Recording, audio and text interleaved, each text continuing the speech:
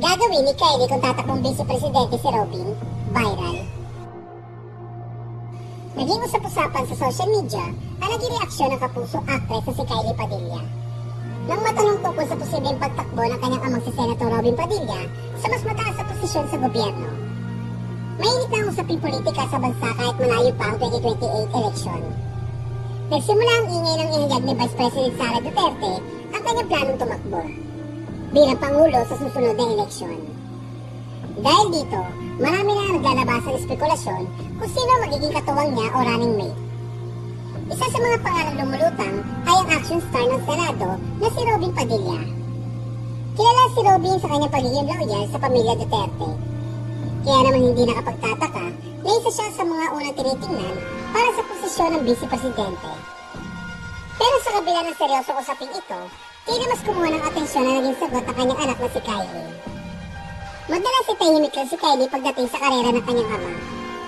Pero ang kanyang huling naging pahayag ay talagang ikinagulat ng mga netizen.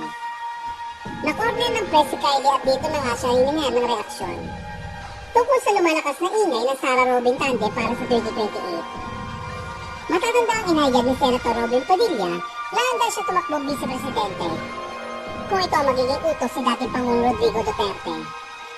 Ayon sa Senador, spare time lang naman ang tingin niya sa nasabing posisyon, kaya naniniwala siya kayang-kaya niya itong gampanan.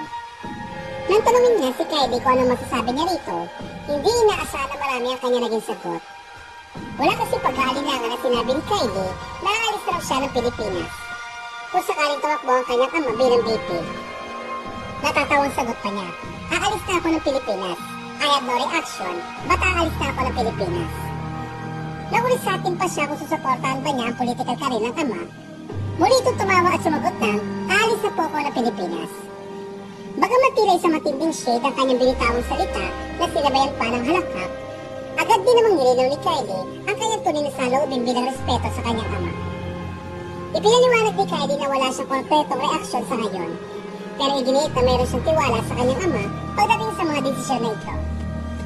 Ngunit mabilis kang binigyan ng interpretasyon ng marami ang naging sagot ni Kylie.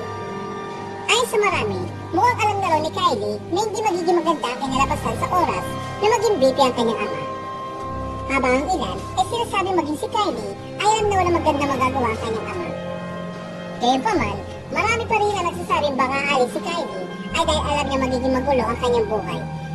Dahil nasa mataas na posisyon na ang kanyang ama. Sa ngayon, wala pa namang reaksyon si Senator Robin sa pahayag ni Kylie.